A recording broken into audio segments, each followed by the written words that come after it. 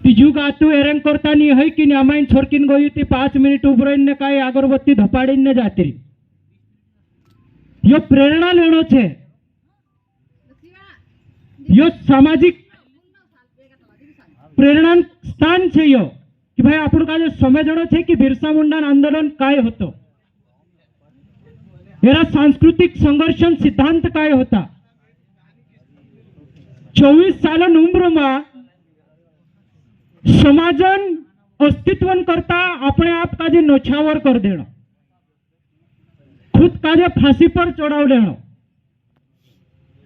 ये कोई साधारण व्यक्ति नहीं है, एक खूब मोटी सोच है, एक विचारधारा है बिरसा मुंडा और इंद्र समाजन करता उतर मोटो योगदान है कि आज राजेश दादू देखाड़ी कि भाई संविधान में अमुक आज जतरा भी संवैधानिक अधिकार आया जो भी कहीं हमारी स्वशासन व्यवस्था बात हुई जो कहीं ना कहीं तरीके से बिरसा मुंडा आंदोलन नतीजा ही था कि भाई संविधान में हमारे लिए कानून सुरक्षित होया।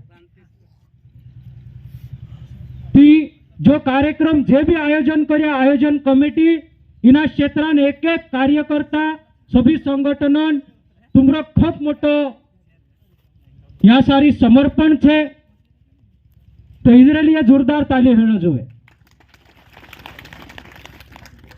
कहा कि जो काम जूचू नहीं कर सके पिछला 75 साल आजादी 75 साल में समाज जीनु का जे भगवान बनायो समाज आदिवासी समाजन दुई भगवान एक थे कर्मचारी अधिकारी और दूसरा नेता यानी कि समाज के चालक पालक मालक GOD God guardian owner driver समाज के पालक मालक चालक को जो है GOD God guardian owner driver बोलते हैं। गॉड का उल्टा कर दो क्या नाम हो जाता है डॉग हो जाता है। वो गॉड के बजाय डॉग बन के समाज के अधिकारों को कुतर डाले उन्होंने। अभी अधिकारी कर्मचारी तो आ रहा है लेकिन नेता आने के लिए तैयार नहीं है, उसको समय ही नहीं है अपने बाप के गाथा स्थापना दिवस में आने के लिए। आज उसको जो लोक प्रतिनिधित्व अधिनियम 1951 और जो रिजर्वेशन का प्रोविजन हुआ है संविधान के अनुच्छेद 330 332 में जो लोकसभा और विधानसभा का रिजर्वेशन आपके हिस्से में आया ये इनकी शहादत की वजह से आया है, लेकिन वो अपने बाप को भूल के जो है दूसरी विचारधारा में भग रहा है। मतलब आधा घंटा 1 घंटा समाज के बीच में समाज के पुरखों के उसमें देने के लिए हमारे नेताओं के पास में जनप्रतिनिधियों के पास में समय नहीं है। ये तो सबसे बड़ी सामाजिक गद्दारी की बात हो गई। अभी कर्मचारी अधिकारी लोग ध्यान दे रहे हैं जेबी केचर आया जेचर तिंद्रा मुड़का पर छे प्रमोशन में रिजर्वेशन खत्म होने लाकूड पड़ी थी आया नीति पहल चेबी ने आवता था बाकू समझ में आई कि समाज रोशे थी तामरो भी यो हक अधिकार जो नौकरी से तो बच है क्योंकि वो नहीं लड़ेंगे उनकी भी लड़ाई समाज लड़ेगा। समाज खूब मोटी चीज है, पद उसका होदा क्या है वो मायने नहीं रखता है। भाई आपके दिमाग के अंदर सामाजिक विचारधारा है क्या ये बड़ी मायने रखती है बात। समाज जा सारी सामाजिक विचार मंथन करने करता बोशे तिचा आवणो जोए। आपणा माणसोन आदत लागाण मेली 4 दहाडान पीळला चांत्याने चियोत्रिक मिर्ची आपदे चा शारिकान जाई रे वहां जाई झर माता मेसे तो कोया ने चल मैं भी आओ टांगाई जाशे पड़ जाशे चा दौड़ीन जाशे बाकू न्या शारी काय करने बुलाई रिया ने आवणे तैयार नहीं है से पीळला चांत्या खाना जुवार माता तिने जिबडे टांगाई भूपाव भी जात रहे। ही मानसिक गुलामी आदत लागाड़ दे जाते।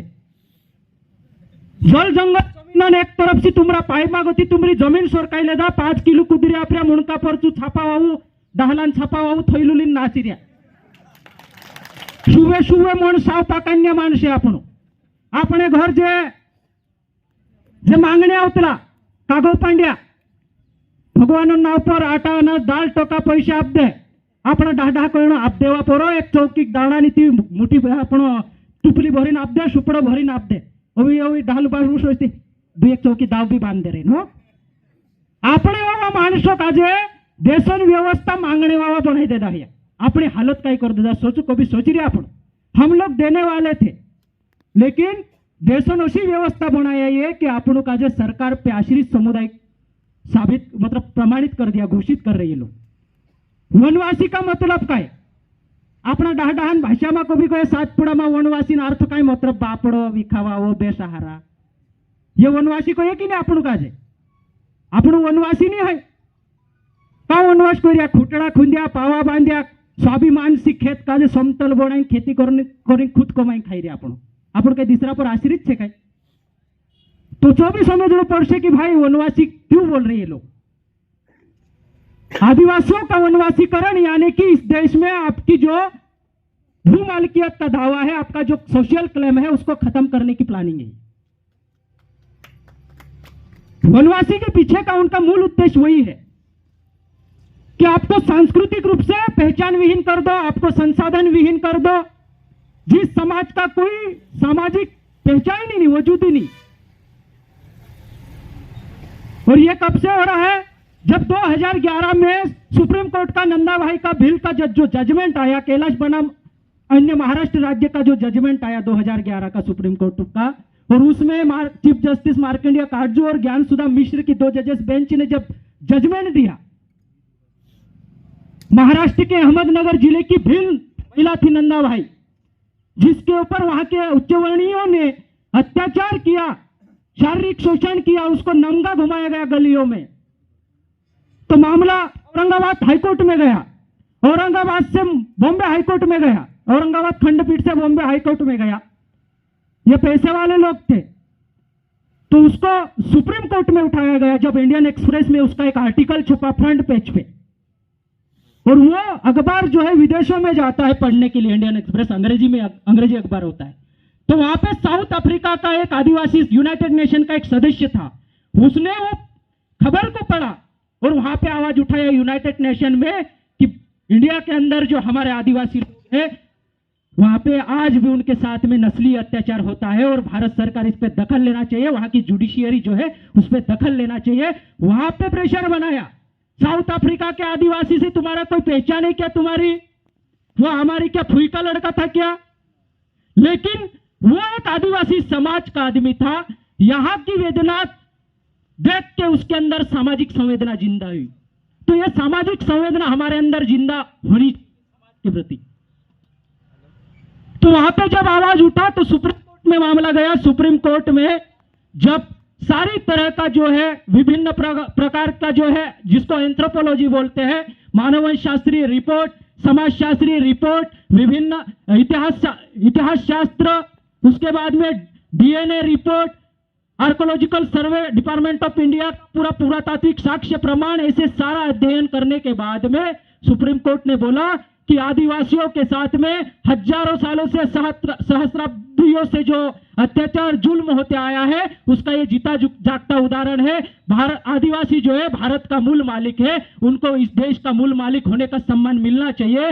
और हम ये आदेश देते हैं कि सभी भारतीयों, गैर आदिवासी भारतीयों नागरिकों एवं सरकार की यह जिम्मेदारी है कि आदिवासियों के प्रति जो है उनको मूल मानवीयता के प्रति व्यवहार किया जाए।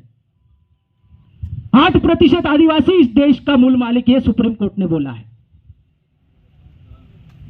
उसमें रेफरेंस दिया है कि उसमें जो द्रोणाचार्य का रेफरेंस दिया सुप्रीम कोर्ट ने, जो एकलव्य के साथ में नस्ली अत्याचार हुआ, जब वो धनुर्विद्या शिक्षा लेने के लिए द्रोणाचार्य के जो आश्रम में गया, तो उस समय पे उसको यह बोल के नकार दिया गया कि आप भील वंश के आदिवासी समुदाय से आते हो और आप नीची जाति के, यानी कि आप लोग हमारे शिक्षण संस्थाओं में जो है वैदिक शिक्षण संस्थाओं में आपको शिक्षा का अधिकार नहीं है। और वो शिक्षण संस्थान किसकी जमीन पर बने थे? आदिवासियों की जमीन पर बने थे। जब 4500 साल पहले भारत में आर्यों के समूह का आगमन हुआ, तो इन्होंने 40% आदिवासियों को जो है उस जमीन से उजाड़ा, बेदखल किया, मारा, काटा, भगाया, और 30% आदिवासियों की जमीन मांग के उसके ऊपर जो है इन्होंने अपने गुरुकुल, मठ, आश्रम, कुटिया वगैरह जो बनाई इन्होंने, वो वैदिक शिक्षण संस्थान थे। हमको पढ़ने का अधिकार हमारी जमीन पर बने हुई संस्थानों पे इन्होंने एकलव्य को नहीं दी। ये उदाहरण सुप्रीम कोर्ट ने दिया 2011 में। आज जो निजीकरण हो रहा है शिक्षा का, वो वही कहानी दोहरा रहे हैं। मतलब नाम बदल गया है, लेकिन उनका आदिवासियों के प्रति लक्ष्य और उद्देश्य जो है आज भी इनका नहीं बदला है, उनकी नीयत नहीं बदली। इस चीज को आपको समझना पड़ेगा। बिरसा मुंडा का जो आंदोलन था ये वही अपने आदिवासी क्षेत्रों में संपूर्ण स्वशासन और स्वायत्ता का आंदोलन था। बिरसा मुंडा ने नारा लगाया था, जिसकी माटी उसका देश, जिसकी जमीन उसका देश। तो जमीन ही बचाना है। जमीन रहेगी तो आपके समाज की सामाजिक परिभाषा जिंदा रहेगी। जमीन नहीं रहेगी, जमीन के बगैर जो है किसी की इस देश में परिभाषा नहीं होगी। जमीन मूल है। अगर आपको रहना है, मकान बनाना है तो जमीन चाहिए। सांस ले रहे हो आप, ऑक्सीजन ले रहे हो, जमीन पे पेड़ है, उसी वजह से हम सांस ले रहे हैं। पानी कहां पे उपलब्ध है? जमीन पे है। खनिज कहां पे उपलब्ध है? जमीन पे है।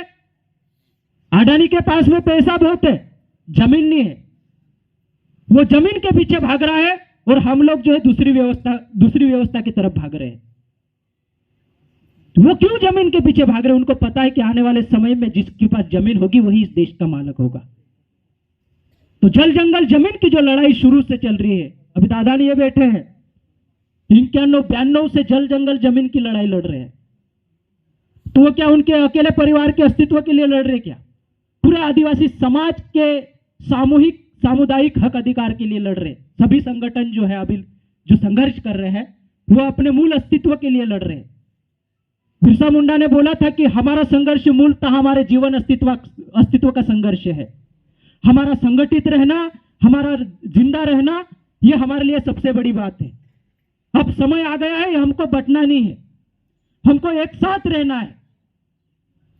हमको अभी पार्टीवाद, पंथवाद, जातिवाद, उपवाद, क्षेत्रवाद, वर्चस्ववाद, व्यक्तिवाद, वाद विवाद, इससे थोड़ा हमको हटके रहना है। अभी केवल समाज और समाजवाद पे काम करना है अपने को। समाज और सामाजिकता, समाज की संस्कृति, समाज हमारे पूर्वजों के रूढ़िगत रिवाज, हमारी सामाजिक व्यवस्था, अपना स्वशासन, इस पे बात करना है। बिरसा मुंडा के आंदोलन के वजह से जो कानून बने जमीन सुरक्षा के, 1908 का जो CNT एक्ट है, छोटा नागपुर टेनेंसी एक्ट जो हुआ, और वहां झारखंड में आदिवासियों की जमीन की सुरक्षा की जो गारंटी मिली, वो बिरसा मुंडा के उलगुलान रूपी आंदोलन की वजह से। उसके बाद में भारत के आदिवासियों के जो जमीन सुरक्षा की गारंटी जो है वो बिरसा मुंडा के आंदोलन की वजह से मिली है। जो 1898 में बिरसा मुंडा ने ब्रिटिश औपनिवेशिक सरकार के ऊपर एक प्रेशर बनाया था और उनको ब्रिटेन की संसद में एक कानून पारित करना पड़ा जिसका नाम है एक्विजिशन एक्ट 1898 भूमि संपादन अधिनियम। ब्रिटेन की संसद में पारित करके इंडिया में लाके उन्होंने आदिवासियों के लिए लागू किया और उस कानून में लिख दिया गया कि आदिवासियों की जमीन गैर आदिवासी नहीं ले सकता। आदिवासियों की जमीन गैर आदिवासी तो क्या, सरकार भी नहीं ले सकती। तो आदिवासी क्षेत्रों में गवर्नमेंट का जो भी प्रोजेक्ट है उसको कई जो भवन अगर बनाना है तो सामने वाले खेती वाले का जो है उसका दान पत्र गवर्नमेंट मांगती है कि नहीं दान पत्र। अगर मान लो आंगनवाड़ी भवन बनाना है, स्वास्थ्य विभाग का भवन बनाना है, दवाखाना बनाना है, जो भी है गवर्नमेंट का प्रोजेक्ट, तो संबंधित जमीन वाले का दान पत्र मांगा जाता है। गवर्नमेंट के पास, सरकार के पास में तो बहुत सारा पैसा है, मोल क्यों नहीं ले सकती? क्योंकि वही 1898 का जो कानून है आज वो 5वीं 6ठी अनुसूची में सेप है।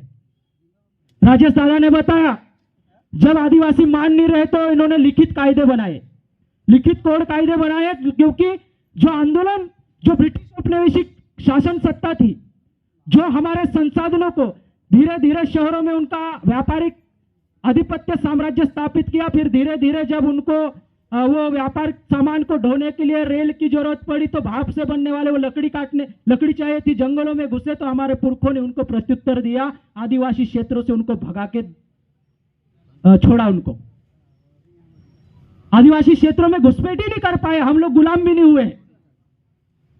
या आजादी हुई बोलते, आजादी किन लोगों के लिए? जो गुलाम हुए थे शहरों के लोग। आदिवासी तो शुरू से आजाद था। इस क्षेत्र में अंग्रेजों की कोई औकात नहीं घुसने की थी। हमारे पूर्वजों ने बहुत जोरदार तरीके से जो आपको उनको जो है जवाब दिया है। तो फिर उन्होंने ये कायदे बनाए 1919 का भारत शासन अधिनियम गवर्नमेंट ऑफ इंडिया एक्ट 1921 का, फिर संशोधित 1935 की जो 2 धाराएं राजेश दादा ने बताई, आंशिक वर्जित क्षेत्र एवं संपूर्ण वर्जित क्षेत्र आदिवासियों के लिए, कि किस इलाके में गैर आदिवासी को कितनी अनुमति रहेगी, वहां पे भ्रमण करने रहने के लिए। ये पूर्णतः संरक्षित, आरक्षित, सुरक्षित क्षेत्र है आदिवासियों के लिए। उसी को संविधान के अनुच्छेद 244(1) और 2 में क और ख में जो है 5वीं 6ठी अनुसूची बोला गया है। वहां पे लिखा है पूर्ण स्वशासन और स्वायत्ता का अधिकार आदिवासियों का, यानी कि वहां पे आपका शासन चलेगा। कौन सा शासन चलेगा? जो संविधान निर्माण के पूर्व से चला आ रहा है आपका, वो रूढ़िगत रिवाजों पर आधारित स्वशासन, अलिखित शासन, जो लिखित नहीं है। और उसी को जो है अनुच्छेद 13(3) क में जो है सीधा बोला गया है कि रूढ़ी प्रथा ही आदिवासियों का संविधान है। जो अलिखित हमारे पूर्वजों की जो न्यायिक व्यवस्था बनी है आदिवासी क्षेत्रों में, वही सबसे बड़ा कानून है आदिवासी क्षेत्रों में। रूढ़िगत ग्राम सभा जो तय करेगा, उसी कानून को जो है 1860 का बेस जो आईपीसी है, इंडियन पिनल कोड, और 1973 का जो सीआरपीसी है, क्रिमिनल प्रोसीजर कोड, उसी को अनुच्छेद 13(3) का स्थानीय विद्यमान विधि पर आधारित जो स्थानीय रूढ़िगत ग्राम सभा है, उसके भरोसे में रहकर काम करना है इनको, यह उसमें लिखा गया है। यानी कि आदिवासी क्षेत्रों में अगर इनको कुछ भी करना है तो रूढ़िगत ग्राम सभाओं की परमिशन जरूरी है, या फिर उसको विश्वास में लेके गवर्नमेंट को जो सरकार के जो कानून बने उसका वहां पे वो आगे की जो गतिविधियां है, संचालन है, उसको बढ़ा सकते हैं लोग। जब तक रूढ़िगत रिवाजों से परमिशन नहीं होगा तब तक इस क्षेत्र में सामान्य कानून जो है डायरेक्ट हस्तक्षेप नहीं करेगा, ये बताया गया है। यानी कि पटेल, पुजारू, गावडालू, वारती આપણે जी पारंपरिक न्यायिक व्यवस्था છે એની કાજે सबसे मोटो कानूनी अधिकार आप મેલ્યો। અત્યારે રાજેશ દાદુ દેખાડ્યું ना कि भाई ना लोकसभा ना विधानसभा, सबसे ऊंची ग्राम सभा पूर्ण को Vedanta judgment, Odisha electricity regulatory बनाम वेदांता में 2013 का जजमेंट है। वेदांता एक पहाड़ होतु, 4 सारी आपण बापदेव टाइप तिना क्षेत्रान आदिवासी भगवान होतो, तेरो मतलब देवस्थल होतो, सांस्कृतिक आस्थान स्थल होतो। ती जी कंपनी जब आई तिना पहाड़ का जे मोसनिया पॉपलेन लीन तुड़ने हिंतली ती चांद रूढ़िगत सब ग्राम सभा, ग्राम पंचायत, ग्राम सभा सब एकठा आया और सा प्रस्ताव पारीन जो है हाईकोर्ट में गोता तिना का जे सुप्रीम कोर्ट में चुनौती आपे। जब सुप्रीम कोर्ट में मामलो गयो झारखंड उड़ीसा, तो सुप्रीम कोर्ट में जो मामलो गयो कि 4 सारी सुप्रीम कोर्ट काय कही कि हम भारत के आदिवासियों के मामले में कोई भी न्यायिक निर्णय नहीं ले सकते, क्योंकि आदिवासी क्षेत्रों में संविधान निर्माण के पूर्व से संचालित उनकी स्थानीय विद्यमान विधि, रूढ़िगत रिवाजों पर आधारित उनकी ग्राम सभा न्यायिक व्यवस्था है। वो आप जाओ, उसी से परमिशन लो, अगर वो देते हैं तो आपकी कंपनी का प्रोजेक्ट डालो, नहीं तो आपके सामान वहां से गुंडाल लो। यह बात बोला है सुप्रीम कोर्ट ने। એને આમાં કઈ માલમ હોય જાય તે આપણા પોટલક માલમ નહીં રહ્યા આન સુધો માર સારકો એક દુ નેતુ દલાલ રહી છું મોનિયાન થાણા પર લી જાય છે ને ફસાડ દેતી ના કાજે સામને વાળા કાજે થાણા વાળું કઈ કઈ નહીં સાપ હોય ના 4-5 હજાર રૂપિયા દે દેના એ 25,000 કોઈ हाँ तोड़ी को राव देश में हाँ दलाल पैदा है गया अपना थानेदार काजे कोई दे 5,000 में बात कोई दे पोलाक 25 देखाड़ देशे, पोलाक भी 10 मांग लेशे, थानेदार वाळाનું थाना वाळा काजे 5,000 धराव देशे, 20,000 रुपया खींचा घाली नात रहे। दलाली बंद करना है, बिल्कुल दलाल काजे भी वेखना जरूरी है। आदिवासी समाज का नेतृत्व समाज ही करेगा, कोई दलाल नहीं करेगा। यहाँ समाज की जो एडवोकेसी है, समाज की वकालत सर्व आदिवासी समाज करेगा। समाज का रिप्रेजेंटेशन जो है, जो प्रतिनिधित्व है, वो आदिवासी समाज का पढ़ा लिखा युवा करेगा। जी चाल रहे में चाल रहे कि नहीं चाल रहे, आमरे भूणी भी तुमरे भूणी भी ती भाई जो कानून अपने पर लागू नहीं है, जबरान तेरे में फसाड़ रही આપણું કાજ આપણાત માણસે લી જાય, આપણાત માણસો કાજે ધરે અહીંયા તું भी થોડાક લી લેજે, में से भी मारो भी पेट भर देजे, तारो भी पेट भर लेजे। पेट भरने संघर्ष चाल रही है इंद्रो भी आप ज्यादा हालत खराब इंद्रे આપણું તે 5 કિલો કુદરી ખાઈ રહ્યા એનું કાપતલો નહીં તો હસાત કરશે ને ती कोईने વાત की છે कि भाई सुप्रीम कोर्ट कोई वेदांता जजमेंट में कि आदिवासी बारा में अमु कोई भी फैसलो नहीं कर सकता, कहा कि आदिवासी का जो अनुच्छेद 13(3) क रूढ़ी प्रथान बल आप में लियो, यानी विधि की संपूर्ण शक्ति जो है वहां की पारंपरिक रूढ़िगत रिवाज पर आधारित ग्राम सभाओं को दी गई, आप उससे परमिशन लो। जिला कोर्ट से लगा के सुप्रीम कोर्ट तक का जो कानून बनाना, कानून लगाना, आदिवासी क्षेत्रों में लागू करना जो है रूढ़िगत रिवाजों पर आधारित ग्राम सभा को दिया गया है। और अनुच्छेद 13(2) में यह लिखा गया है कि इस देश के संविधान को जो है संसद संशोधित करती है। संविधान के व्याख्या करने का अधिकार जुडिशरी को इंडिया में, हाँ, न्यायिक व्यवस्था को संविधान की व्याख्या करने का अधिकार है और संविधान में संशोधन करने का अधिकार जो है संसद को दिया गया है। लेकिन 13(2) में यह लिख दिया गया है, भारत की संसद अथवा भारत का राष्ट्रपति भी जो है अनुच्छेद 13(3) की विधि का जो बल है उसके अगेंस्ट में जाके काम नहीं कर सकता। भारत की संसद और भारत का राष्ट्रपति भी जो है उस अनुच्छेद 13(3) का जो रूढ़िगत ग्राम सभा है उसके खिलाफ में जाके काम नहीं कर सकते या फिर उसको बदल नहीं कर सकते। मतलब राष्ट्रपति तक को भी जो है अनुच्छेद 13(3) को मतलब निष्क्रिय करना, बदलाने की पावर नहीं है इस देश में। ये सबसे बड़ा आपको पटेल जो न्यायिक व्यवस्था है उसको इतना बड़ा कानून का अधिकार आपको पावर दिया गया है, आप उपयोग करो। सिखाने के लिए हम लोग आएंगे, हम लोग पूरे देश में कैडर प्रशिक्षण शिविर चलाते हैं संवैधानिक, सामाजिक, सांस्कृतिक हक अधिकारों के ऊपर। हम यही बोल रहे हैं, राजेश दादा ने बताया कि भाई अपना अधिकार भोगणं पडશે। एक दारू रैली निकाले दा, फटफट्या पर झंडू बांधीन ऊंचा ऊंचा कूदले दा, पुराटले दा कि मालिक हो जाशु काय तुम? भाई मालिक है तो मैं मालिक कैसे प्रूफ करूं? मेरे को अगर कहीं शासकीय इसमें जाना है, किसी अधिकारी ने पूछ लिया भाई तो आदिवासी कैसे, आदिवासी की परिभाषा क्या है, तो मूल मालिक कैसे है, तो वह मेरे को जो है उसकी डेफिनेशन आनी चाहिए, बताते आना चाहिए। तो कौन सा कानून क्या बोलता है वो आना चाहिए, तो पढ़ना पड़ेगा। तो इसके लिए पूरे भारत में जो है हम बिरसा ब्रिगेड और self respect social movement indigenous peoples India commission Madhya Bharat का जो प्रशिक्षण शिविर आयोजित होते हैं उसमें आप आओ। आपको प्रशिक्षित होना पड़ेगा, सच्ची सामाजिक शिक्षा दीक्षा से सुशिक्षित होना पड़ेगा, तब जाके जो आपको समझ में आएगा। आपको जब समझ में आएगा तो हम लिटरेचर देंगे। मैं अब वेदांता जजमेंट का मैंने बताया, ये है सुप्रीम कोर्ट का जजमेंट।